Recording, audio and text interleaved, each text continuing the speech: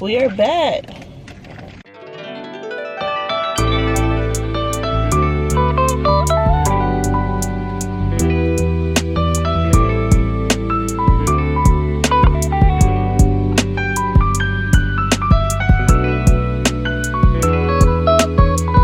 Hey y'all, welcome back to my channel. It's Tatyana here, and we have a special guest, my husband, of course, back here on the channel. And then we have baby boy right here. It's been a long time, I think a few months now, 6 weeks already. It's crazy. How y'all doing? If you're new here, don't forget to subscribe, join the family. That's how you join the family. So I'm excited to be back, actually.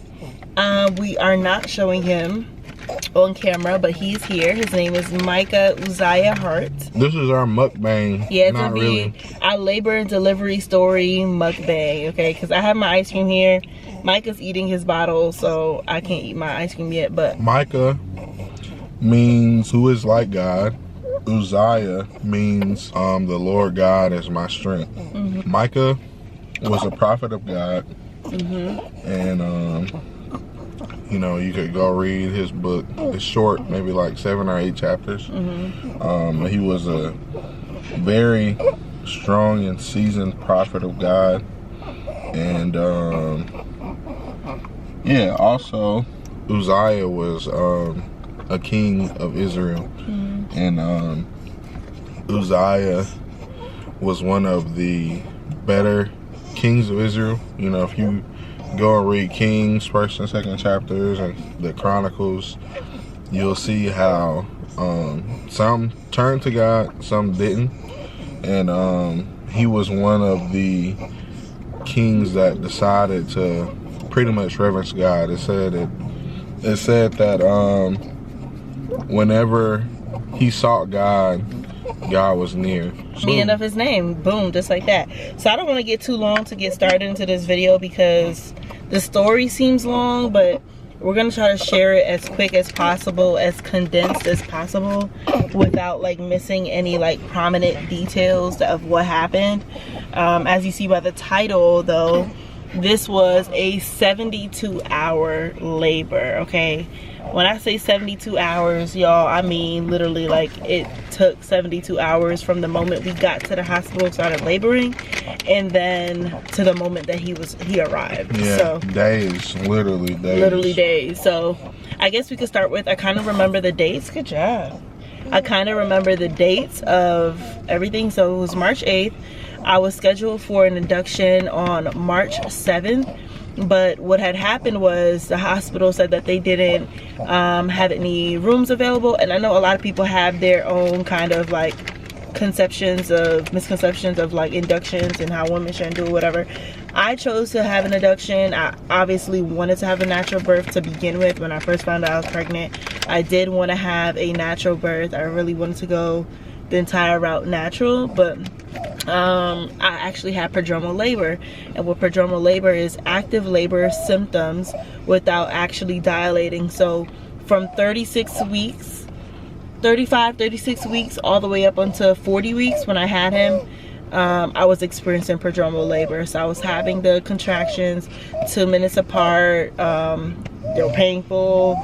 Nothing that you can do. We were still going to I'm sorry, y'all.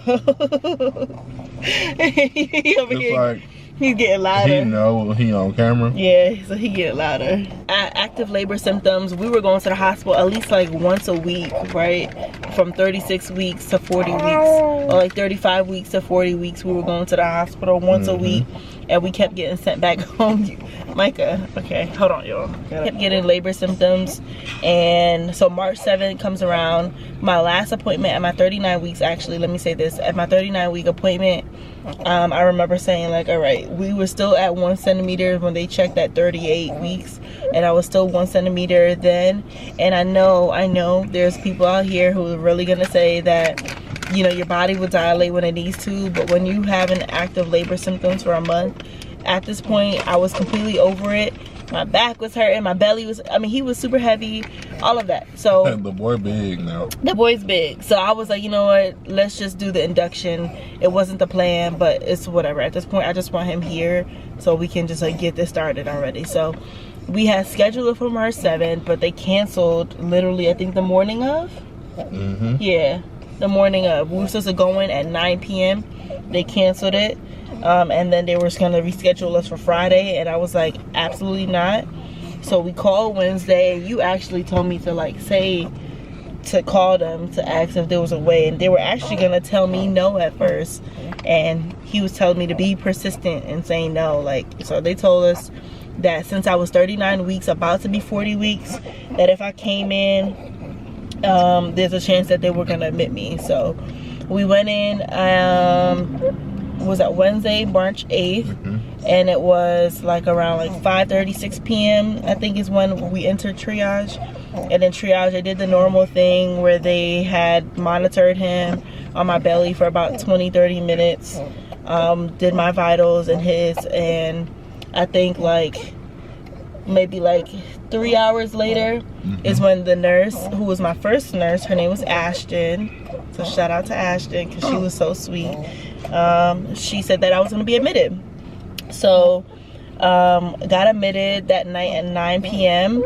and since I was being induced that same night, started with Cervidil. So now Cervidil is something that they place inside of you, kind of sort of like something like a tampon, but it's to open up your cervix, and it's a 12-hour procedure though. So once they insert it, there's nothing anybody could do but just wait for 12 hours. So I think they inserted it around 11 p.m.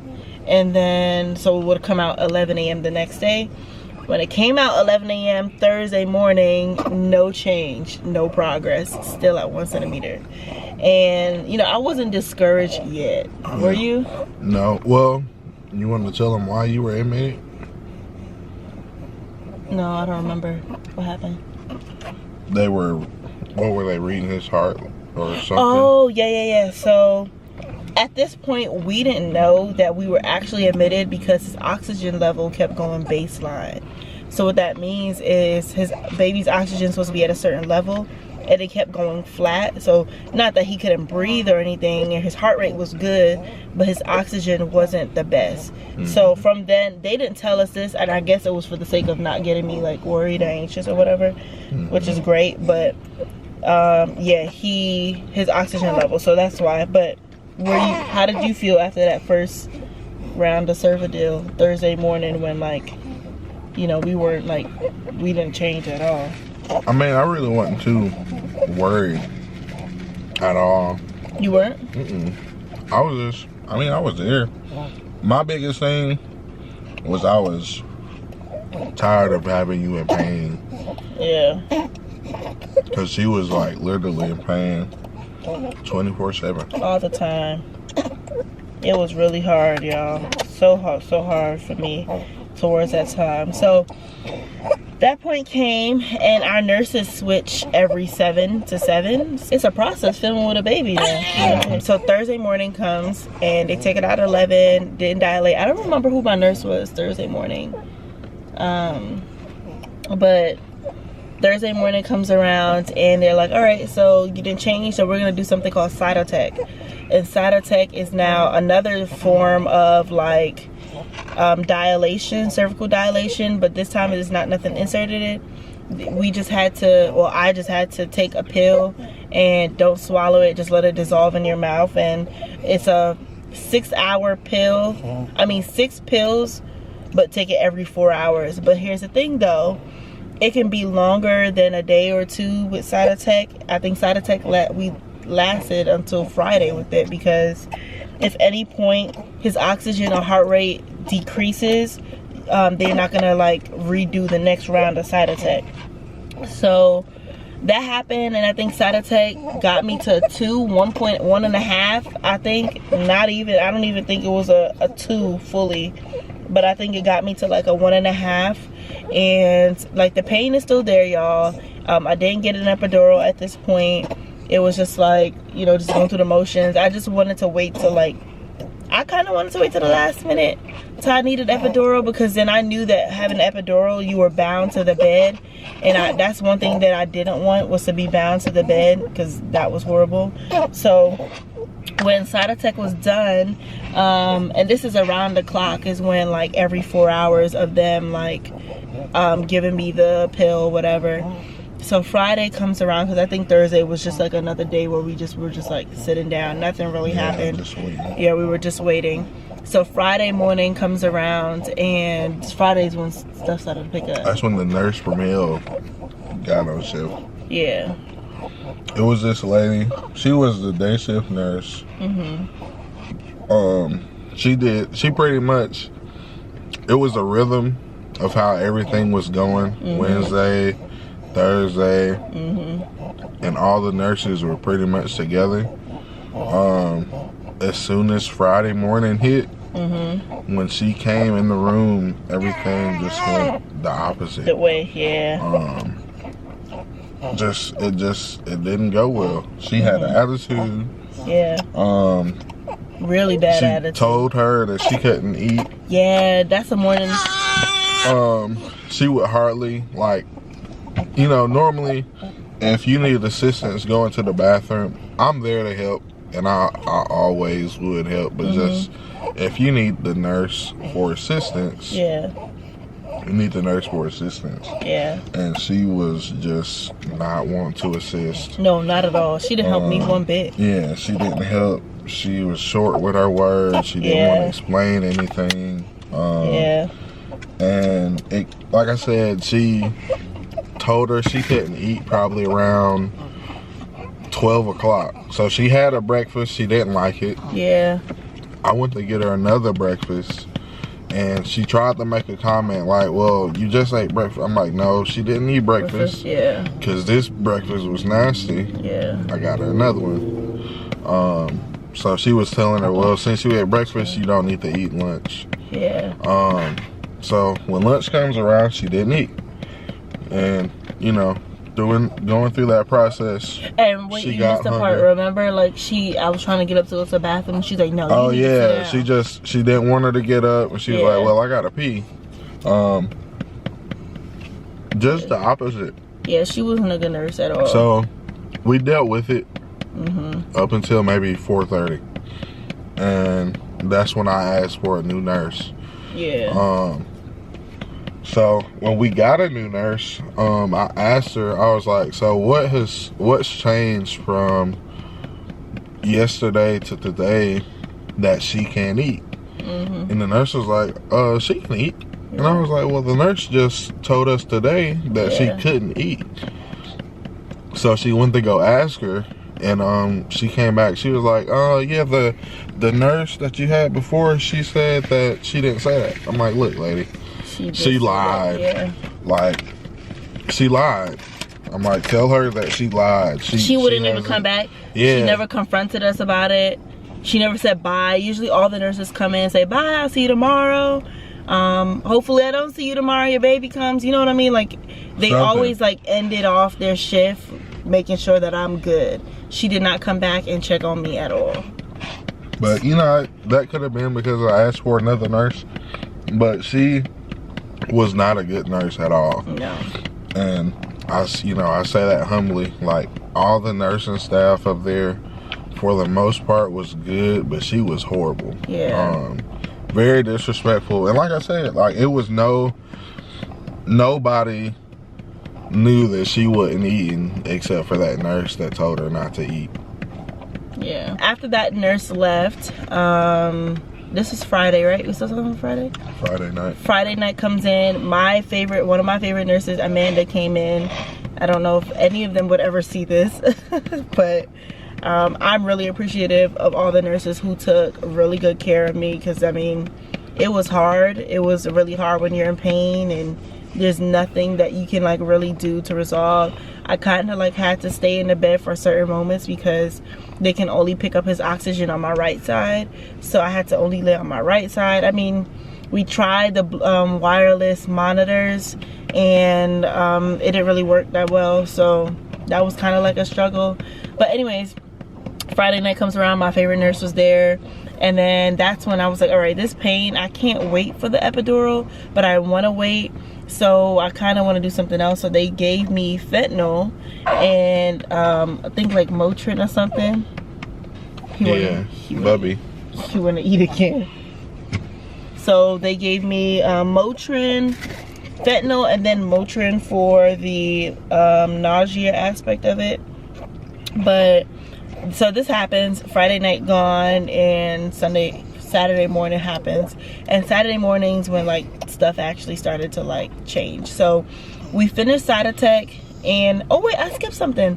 We finished Cytotec Friday morning. Cytotec was the one I was just telling y'all about, where you got to take it every 4 hours, 6 pills. We finish it Saturday morning, and that's when, I mean Friday morning, sorry. And then they were like, okay, remember I was saying like, you know what, at this point just sign me up for C-section. I was saying that over the night of Thursday night into Friday night. But then I found out we can't do that because I was really in so much pain. I was tired of laying in this hospital bed. It's going on 3 days now, nothing is happening. And I know inductions aren't guaranteed of having a baby within 24 hours. I knew that it can take about 48 hours. So I was okay Wednesday, I was okay Thursday and Friday. But when Friday night came around and still nothing, I was like, okay, what's actually happening here? So we finished the Cytotec in they finished the Cytotec, and then they started me on Servidil again. They were like, all right, we could try Servidil, which is a 12-hour insertion all over again. But I was like, so if we tried the Cytotec, I mean the Servidil the first time and it didn't work, why try it again? But then they said that usually after all these rounds it'll work this time. So I was like, all right. I mean, that was my only other option. So we did the Servidil. And then Saturday morning when they checked, I think I was at 3. And then 3, which was great. I think it was like 2.5, and then like 3. So this nurse, she was pretty okay. In the morning time, she actually kind of tried to propose, do I want to go home? And I'm like, why would I go home after all this time? So we had to wait for my doctor to come in to see what my doctor wanted to do now after we finished that Servidil. And then the doctor wanted me to start on Pitocin, and Pitocin is synthetic contractions. So it's like your body would naturally produce oxytocin. So Pitocin is synthetic oxytocin, basically. And oxytocin is what's needed to help produce contractions. So Saturday morning is when I actually started contracting on my own. And then added with the Pitocin. Pitocin is hell, okay? It is hell. I don't recommend. It's hell. Didn't like it, not one bit. It hurts like a I don't know what. So that plus my normal actual contractions did not feel good at all. So now it's like when she came in and started Pitocin, I think it was like around 11 a.m. She allowed me to eat breakfast. I threw up all my breakfast. Drank water, threw the water up, and it's at this point I think my body was like in like such a fight mode all these days that like I was just drained. I was drained from eating, drained from moving, drained from just laying in the bed. Like I feel like my body was working overtime. So when it was time to eat, it was like I feel like the whole time I was in the hospital I barely ate good because my body was just reacting to just being in fight mode the entire time. So just like how he's in fight mode right now. Y'all see how he's hitting me? I'm really hitting my wife. But I giggled for a second. I don't know if y'all heard it, but I was thinking like she's in all this pain. Whole time I'm like dancing. Yeah, dancing. Just trying like singing to her. I will include some clips right now too. And just, you know, I guess trying to make the best of it. But I have a dumb side too, and it was just coming out. It sure was. And Saturdays when like stuff got real and I was getting really heated. So like the pain was at an all-time high. So let me what? Wait, we can't skip parts. I know what part you want to say. Don't skip it yet. So now 11 a.m. and we started Pitocin. Or like I think it was like 12 noon. Sorry, it was like 12 noon when we started the Pitocin. and about like 2 p.m. is when I got the epidural. So the anesthesiologist came inside of the room. He was a really great guy. Dr. Trey, I think it was his name, something like that. He was cool though. Yeah, he was a really good, he was very informative. I love that because, you know, the stigmas between epidurals, it's such a, I mean, if you know what epidural is, you know what it is. So putting that in your spine can be kind of dangerous. So the fact that he was educating me on it, making sure that I was comfortable, and like as he was like touching my back to place it, he's letting me know what he's doing, touching this part of my spine. And then also he had me confirm, like making sure that it's in the center, so not one side of my body won't be numb and the other won't. So I love that. That was my experience with the epidural, because I know that everybody's experience with it is not that, and that was my fear. And that's why I didn't want an epidural, was because the simple fact of it could go wrong. We had to sign off documents to make sure that, you know, that things could go wrong with the epidural. So that's real. But thank God that was not my story. So anyways, got it, and then I had to lay in bed. So now this is the part where they were like, okay, we just have to now lay in the bed and just, you know, let it like move around. You know what, I actually forgot the night before when they gave me the fentanyl. When I was in a lot of pain, y'all, when the fentanyl hit me, I was like completely out of it, like in La La Land. Anyways, just wanted to include that in. She was lit though. Yeah, I was in La La Land. Like I felt it going across my body, and I was like, oh my gosh, and then it just knocked me out. She was like Pookie from New Jack City. She was anywho, but yeah, so with the I was telling her, like, you know, you got to be in the bed the whole time, so they're gonna have to give you a catheter. Yeah. And but before I didn't know what you were talking about, because before they gave me the catheter, I was just laying in bed with epidural. Remember, I went to sleep. So I thought that what they inserted in my back was a catheter. I didn't know an actual catheter would be there. You know what I mean? Yeah, stuck in the bed and can't move. That's why. You literally can't move. So yeah, they gonna put a catheter in your pee hole. So I got the epidural, and now I'm laying in bed and I feel so good. But remember, y'all, I cannot move from side to side in the bed. And I know, like, one thing that I had prepped for when I wanted to have a natural labor was the fact of I wanted to be able to naturally labor into different positions. So I didn't want it to be bed bound. So I wanted to actually be able to be on my all fours, bounce on the ball, all these things. But I couldn't do that with the epidural, sadly.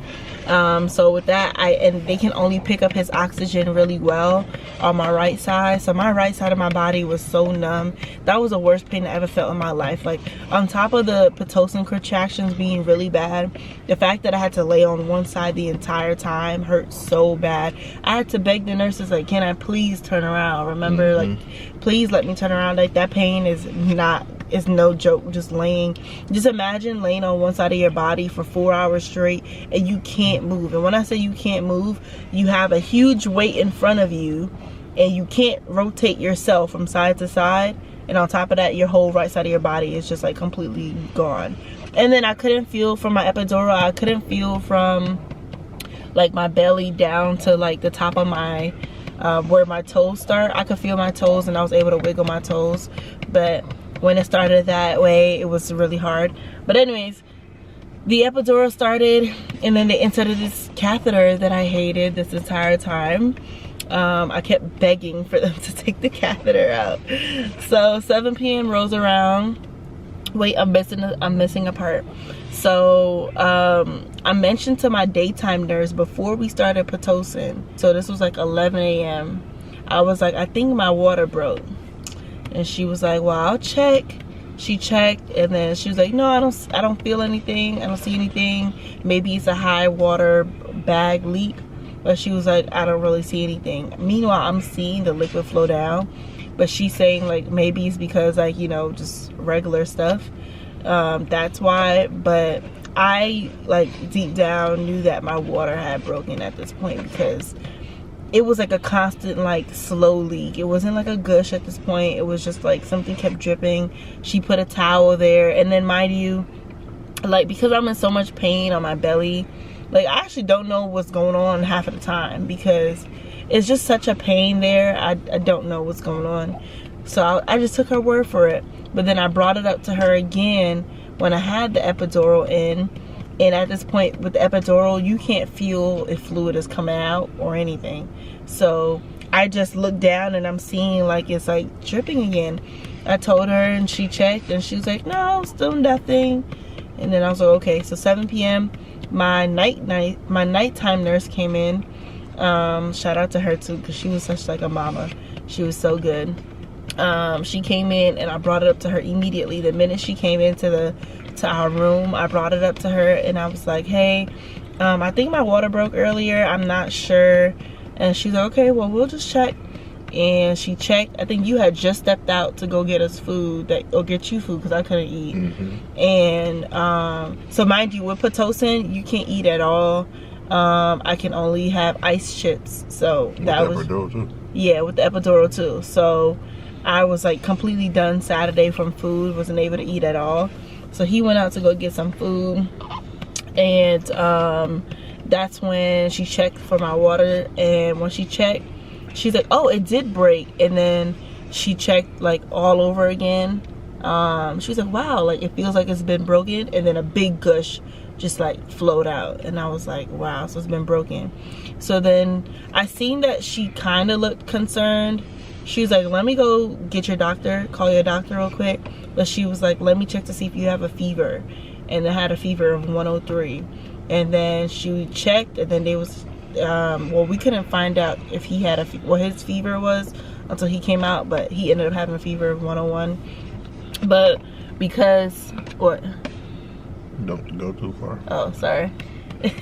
He wants y'all to know. So I had a fever of 103, and because I had a fever, it was because my water broke a while ago. So I actually don't know when the start of my water was broken, but it had to be a long time because I got an infection and I had a fever. So because of that, now like that raises a concern, because now the baby has to come out sooner than later because he's at risk now. So when this happened, she came back in.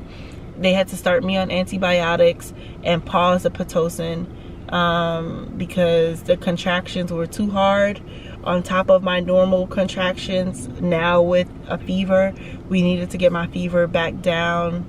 And to be honest, I didn't feel that I had a fever. That's the crazy thing. For it to be 103, like that's how you know I was in so much pain, because I wasn't focused on my body heat or anything like that. But you know what, I was under a lot of blankets at one point, and they kept saying to take the blankets off of me and whatever. So when she came in, so this is around like 7:30 whatever, he came in I think around like 8 p.m.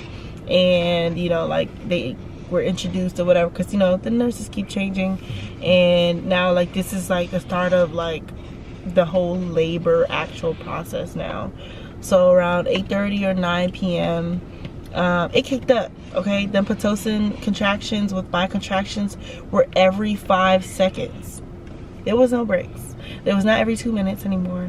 It wasn't pause and get a little bit of break. It was like, it was hard. It was the worst pain I've ever felt in my entire life.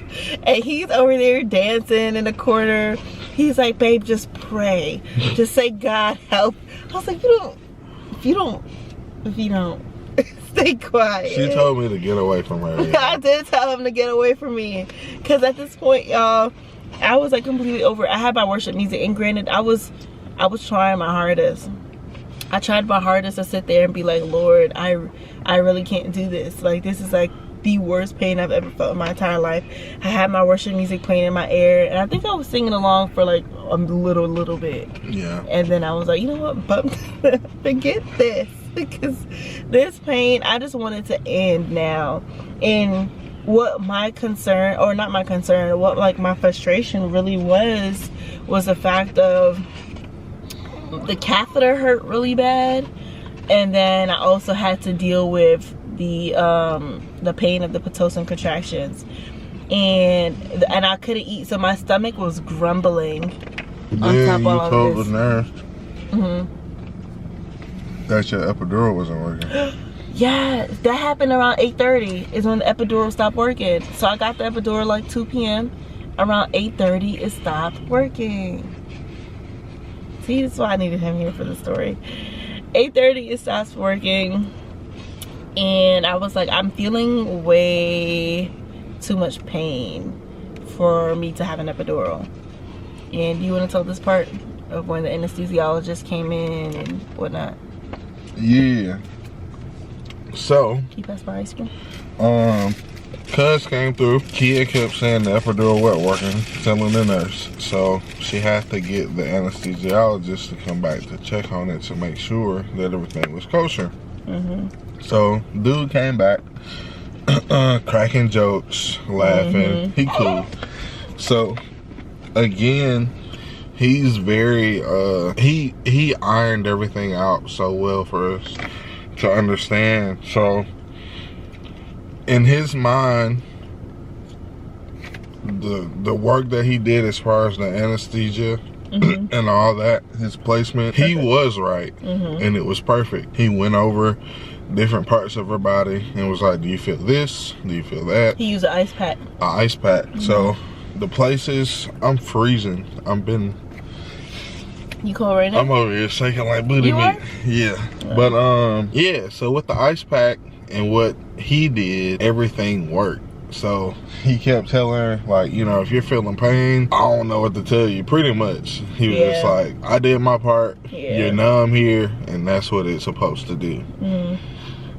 But so he left. He wasn't mean about it. He was just like, you know, I did everything that I could do. You're numb, so you know you may not feel the pain, but you're gonna feel the pressure. And at that point, I felt the pressure like a bowling ball in my vagina. But go ahead. I'm trying not to shiver. You can turn the air. But anywho, so he leaves, and maybe like an hour or two goes by again, and she's telling the nurse, and she like yo, hey yo, like I know I'm numb, but I'm in too much pain. So the nurse gave her, it's like a remote control that you have to pretty much press if you feel more pain. So it's like a cycle of medicine that they give you with the epidural. So when you press the button, once that cycle is complete, you can get another cycle of medicine. So, you know, she was like, just press the button and you should feel it. And she like pressing it. Nothing coming out. And nothing happened. So what we found out, like I said, this is now a big gap of 3, 4, 5, 6, 7, like 5, 6 hours. The remote wasn't working anymore. Well, it never worked. It never worked. Yeah, because I didn't have to press it the first time. She had to go and find another remote. So yeah, he was right, but she was right too, that she was in pain. So the nurse, all she could do was be like, shit, I'm sorry. So, she a real one. She girly, but she like is a pain tolerance person. I mean, that was still the worst pain of my entire life, if I'm being quite honest. So when she got me a new remote, I pressed it, started to have a little bit of relief, but now at this point, he's descended so much. Did she check how much I was dilated at this point? I think when she came in to check my water broke, I was at like a 5. I think so. I was at a 5. Yeah. And which was good because I went from a 3 to 5 in like a couple hours. But because of the situation, we needed her. We needed to like go faster, sped up more. Yeah. So when she got me a new remote, and now like the pain relief of the contractions decreased because of the epidural, he descended so much into my pelvis, and his head felt like a bowling ball. That was just it. So it was just such a pressure down there that I kept saying, like, I feel like I have to push. I feel like I have to push. This is around like 9 p.m. I kept saying, I gotta push, I gotta push. But because I'm only 5 centimeters, we cannot push. So she's like, do not push. But if your body is just doing it, just let your body do it. What she said, it would rupture your... Yeah. Your what? I can't remember what the word is, but she used that word rupture. Yeah. Or I would tear more or whatever, but... Tear or rupture your... Uterus? Uterus. Yes, something like that. We ain't doctors, so if y'all seen this, like, what they talk about? Yeah, if we wrong, mind yours. Yes, sorry, You but... know what I'm saying? Mind your business. So, she's like, don't push, and she leaves the room, and I'm over here pushing. I'm literally like, remember? And you was like, don't. I kept saying, Oh, like, yeah. I was like, my body's pushing. You're Yeah, she was like, I'm like, yeah. stop. I'm like, stop I literally that. can't. I literally cannot stop pushing. I'm like, ah! And then he's like, stop pushing. I'm like, I can't stop pushing. But it's not time to stop pushing at this point. So, what happened? To start pushing. So she comes back in, and I'm like, can you please check if I'm dilated more? But the thing is, because I already had an infection and a fever, she didn't want to keep checking because my risk of infection growing would grow. Because So we appreciate them holding stuff from us. Yeah. But they shouldn't have held that from us. Yeah. Well, from her, not from me. Because I'm not a worrier. You know what I'm saying? She checks and still at a 5. So she's like, stop pushing, just chill. So I got him feeding me ice and stuff. The only thing that would like help through these hard contractions was just like having the ice sit in my mouth. Yeah, but she told me to get away from her though. Yeah, but then I was like, come back. So he kept spoon feeding me ice. And I remember the nurse was like, do you want me to do it? And I was like, no, I want him to do it. So, remember I said that? Yeah. And so I had him feeding me some ice. And then, so that helped soothe, but the pain was still there.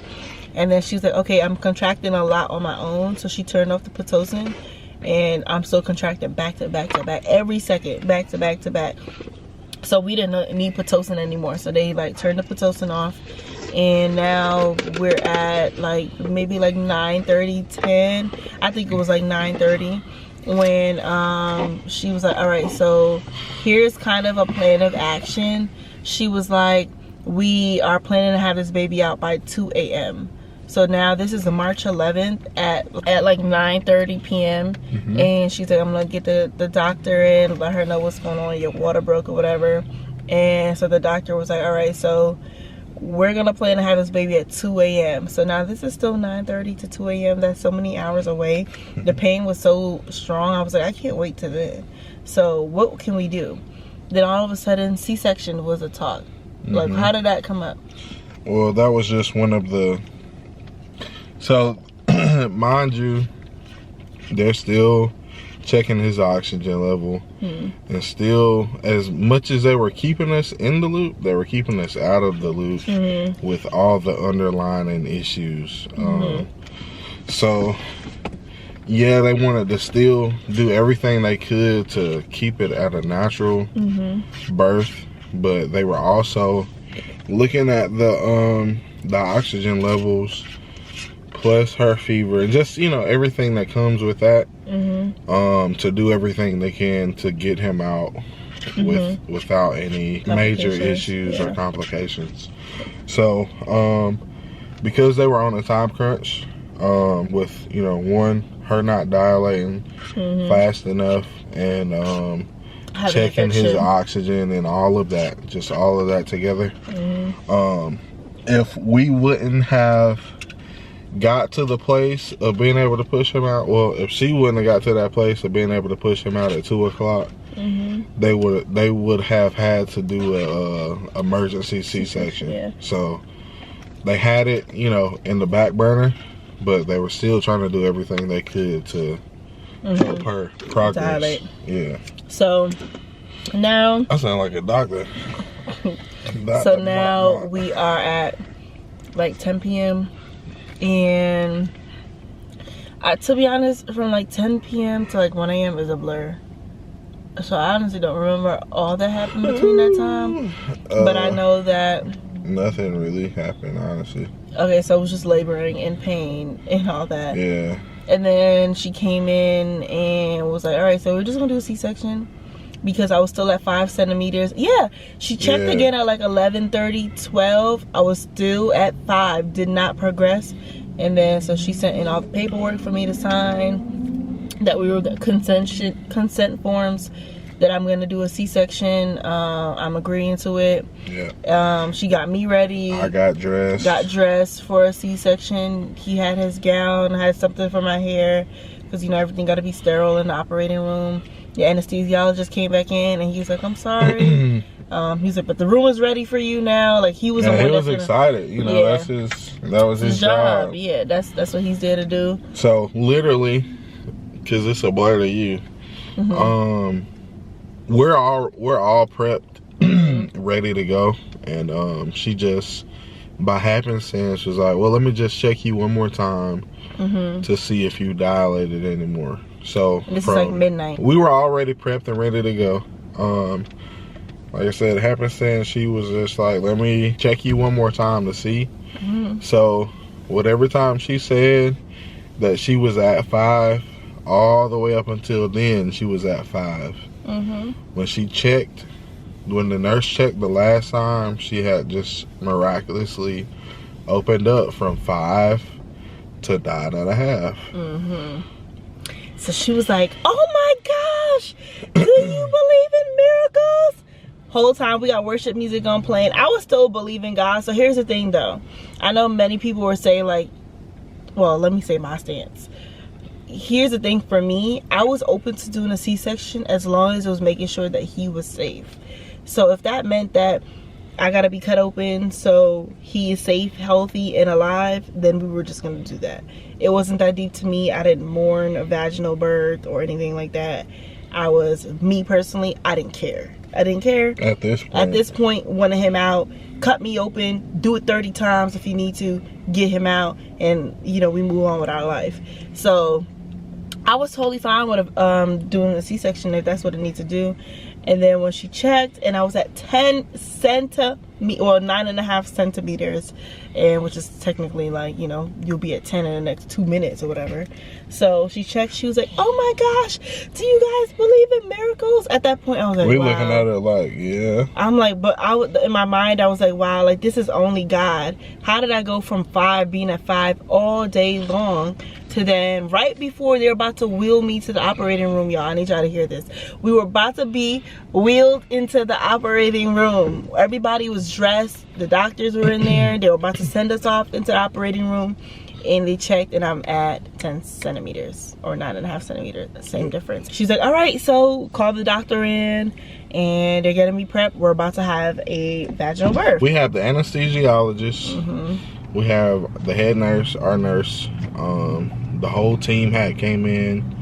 Her doctor came in, and the doctor who delivered him. I'm looking at the time. It's like the doggone NBA finals. Yeah. Everybody look at the clock. She was like, "All right, we need to make sure you can have this baby at 2 o'clock, which is like 10 minutes. Yeah. Maybe no more, like 20 minutes. Nah, it was literally. No, it was like 20. Was you looking at the clock or was I? Because they were trying to do it was before like 15, the time change. It was like 15 minutes. Yeah. Honestly, it wasn't no more than 20 minutes. It was daylight savings about to happen. And right. But it was still gonna go to 2 o'clock. Oh, okay, well. And it wasn't no more than 20 minutes. Yeah. It was like 15. Okay. Anywho, she was like, "You can't push long." She was like, "If the baby's not out at 2 o'clock, then we're just gonna wheel you over to anesthesia or whatever. Operating room. So they had me do practice pushes. Yeah, they had me do 3 rounds of practice pushes. They was trash. They was like well, I didn't know how to push. They didn't teach me how to push because we were such in a time crunch that like I thought like when you push, I had to like push a certain way of like, but like they wanted me to just have just hold my breath. Pretty much, that's what they wanted me to do. So when this happens, I tried 3 times, didn't work. The anesthesiologist is on the left side of me, and Marcus is on the right side of me, and like it's like 30 doctors in there. All the nurses, that were gonna be working with Micah, and then all my nurses, Amanda and another woman, was there. And what had happened right then and there though was, wait, I do remember this moment. I don't want to forget this part, but remember when the anesthesiologist was like, what kind of music is this? Yeah, he was grooving. Yeah, and then Marcus was like, it's worship music. And then he was like, he don't go to church, I think it was. I think he said that. Yeah, he was like, oh, I'm Jewish. He's like, I'm Jewish. But he was super cool though. You know, I believe that all these moments were seeds planted because, you know, he was a really great guy, a really great doctor, and whatever. Just wanted to plug that in there, that he said that everybody noticed that we had worship music playing in there. Most people were singing it. Other than, like I said, the 2 nurses that were bad were the ones that was, you know, you could feel them spirits inside of them. Yeah. Mad that we was worshiping and stuff. So now we come up on about to like give birth, right? Go through labor. So now we finished the practice pushes, and the nurse, the doctor who's there to deliver him was like, all right, here's the thing. You're not doing it right. And you got 3 options. The 3 options right now is you can try again to push correctly vaginally. We can do vacuum assisted vaginal delivery, or we just forget this and go to the operating room. And I remember it was like 30 people staring at me in the room. I'm laying in the bed, my legs open, everything. It was like, it was like everybody was just like this. What are you gonna do? So I look at Marcus and I'm like, what should I do? And he was like, I don't know. And I'm like, I was like, because I wanted it to be your choice, you know. I know, but I wanted you to make your decision. But it was so much pressure in that moment because it was like, hurry up, hurry up, hurry up. We gotta go, we gotta go. Yeah. So now at this point, I was like, all right, so what's vacuum assisted? Tell me about that. Is that gonna cause a lot of, it comes up, and I was like, all right, so what is vacuum assisted? Can you tell me about it? It's gonna hurt him, it's gonna hurt me. And then she's like, no, it's a tiny little thing that looks like this. It will be at the top of his head, and as you push, I pull. And it was really because we were pushing before and he wasn't like coming out. So we did that. I opted for vacuum assisted.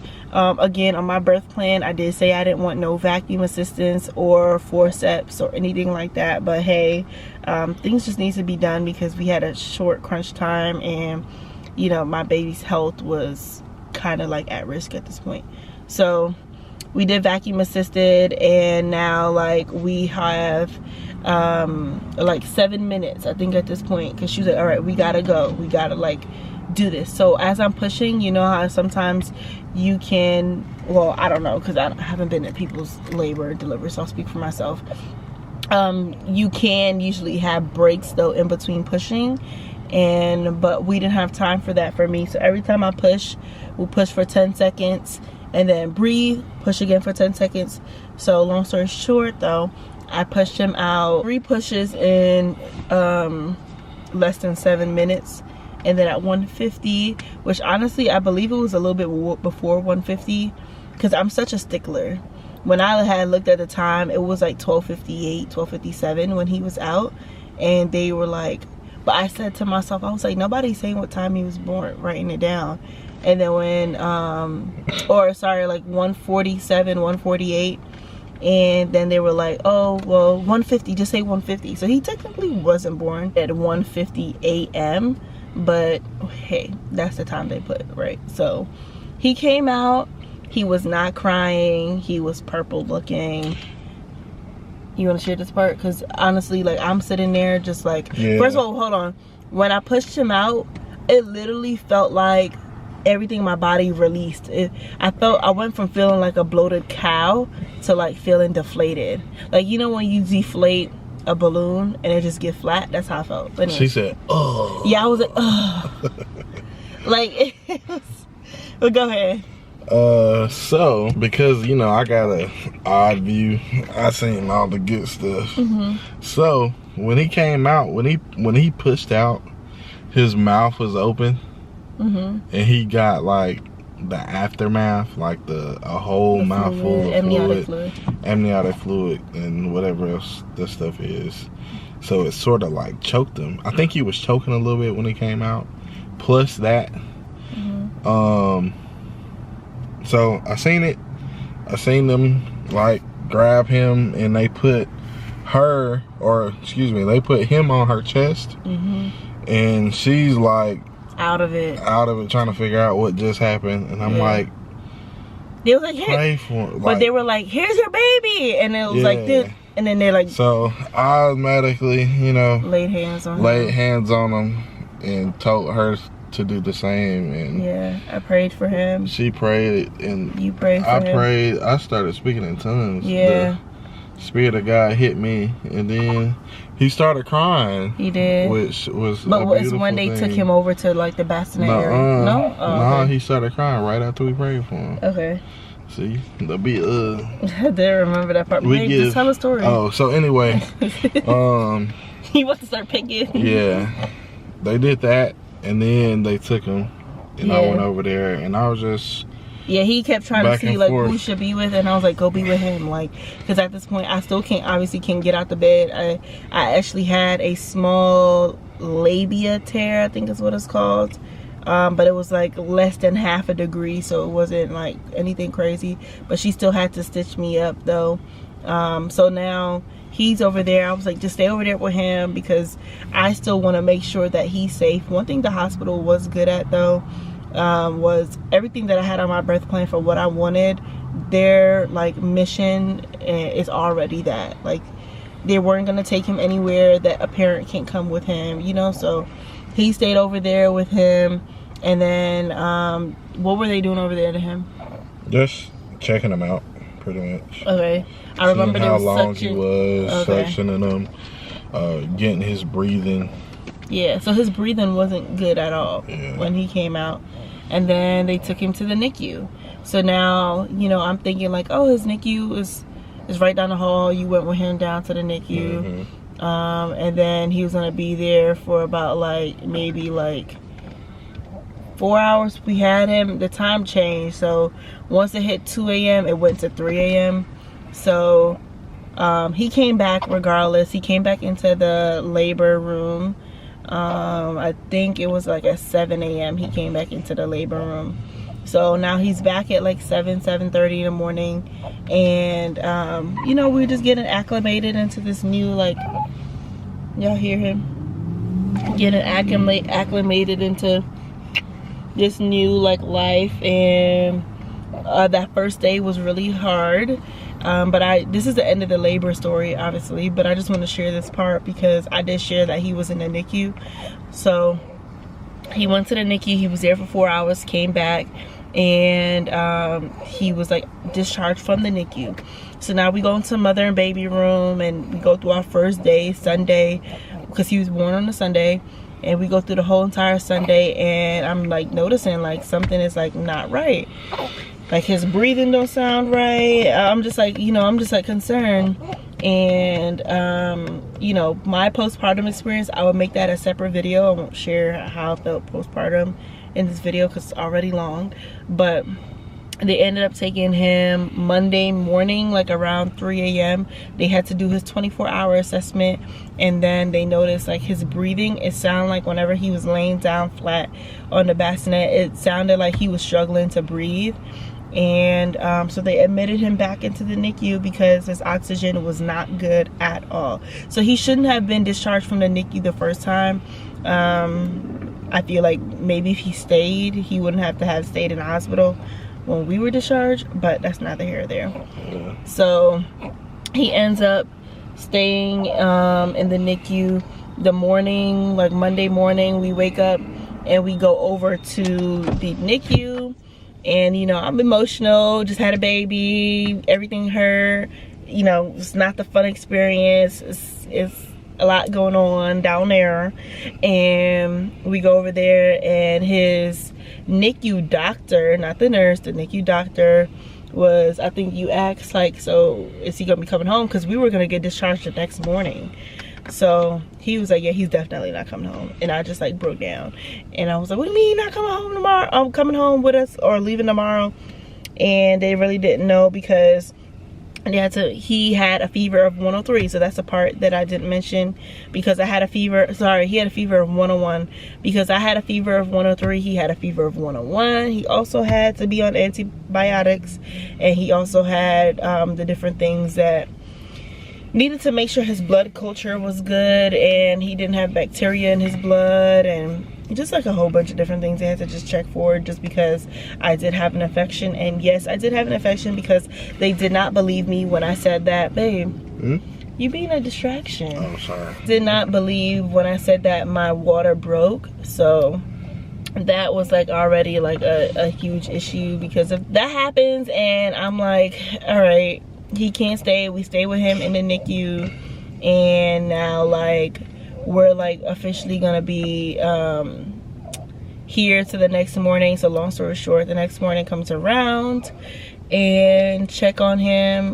We checked on him the night before as well, obviously, and you know, I think he had to be at like a 12, I mean under a 9 for something. I don't know remember what it was, but he was at a 12. So some test, yeah. So he didn't pass that first test.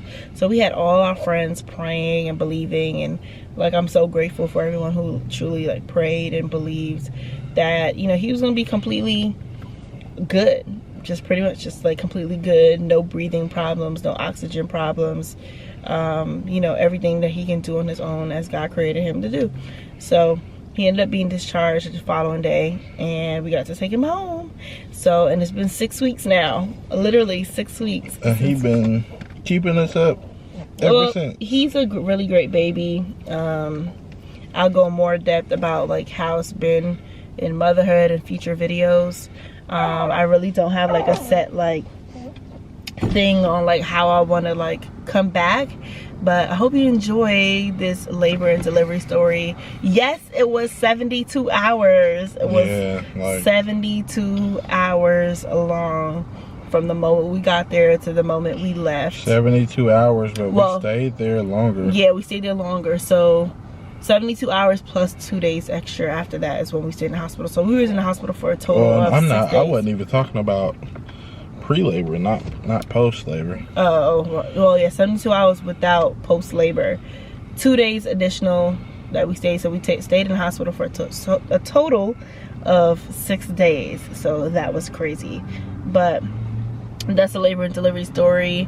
I'm excited to, you know, do this journey of motherhood here in the capacity that I see fit. I don't really have like a set schedule or anything of how this is going to be on my return, but just stay tuned. It's definitely a new journey that I'm excited to share. It's so much fun. But yeah, I'll do a video talking about postpartum very soon. Don't want to really crowd up this video too much, but do y'all see his little arm holding my arm? Look, babe. But yeah, he's sweating. We're about to put him back down. I love you guys. Thank you for tuning into my labor and delivery story. Hopefully this helps someone. My whole thing is, I really hope everything really comes back into bringing glory to God, because at the end of the day, it's by God's grace that I didn't have to do a C-section. Again, I wasn't opposed to it. I would have been completely fine, but it's really by God's grace that we were able to be like, okay, like he allowed me to go from 5 to 10 and have a vaginal birth. So even though it was still vacuum assisted, God still gets the glory out of it. And I do pray that even the nurses and everyone that we were in contact with that were helping us, that they see the miraculous power of God through my pain, literally through my pain. So hopefully whoever's watching, this is something that can encourage you as well. And I also do want to say that my story is not your story. So if you are scheduled for an induction for whatever medical reasons that's necessary for you, don't believe that my story will be your story. I'm still believing that inductions can be positive. It does not have to end horribly. I'm not saying mine did, but I don't believe one story is in connection to the other. So still pray and believe for your miracle birth, for your God-given labor and delivery story, and I'm believing that for y'all as well. I keep telling all my friends who want to have, I feel like I have 2 sons, y'all. I keep telling all my friends He mine, who though. are having babies or pregnant or want to be pregnant that don't let my story discourage you, because I still feel like God is God and God can do what God can do. Yeah. So I still, you know, I'm grateful for this experience, because even through all the pain, it was brought my beautiful baby boy that I love so much, so much. I love being his mom. He's smiling. Look. Yeah, she be pushing me away about that one. Yeah, as y'all can tell. This is my baby. This is, look, he's smiling, babe. Yeah, stuff like that. He's smiling, you guys. That was it. My baby boy, I love him so much. He's literally like my entire heart outside of my body. You love me? Mm-hmm. You sure? Yes. You Give me a kiss. You sure? Give me a kiss. Yeah, look, he's smiling. Yeah, love you guys. Thank you for tuning in.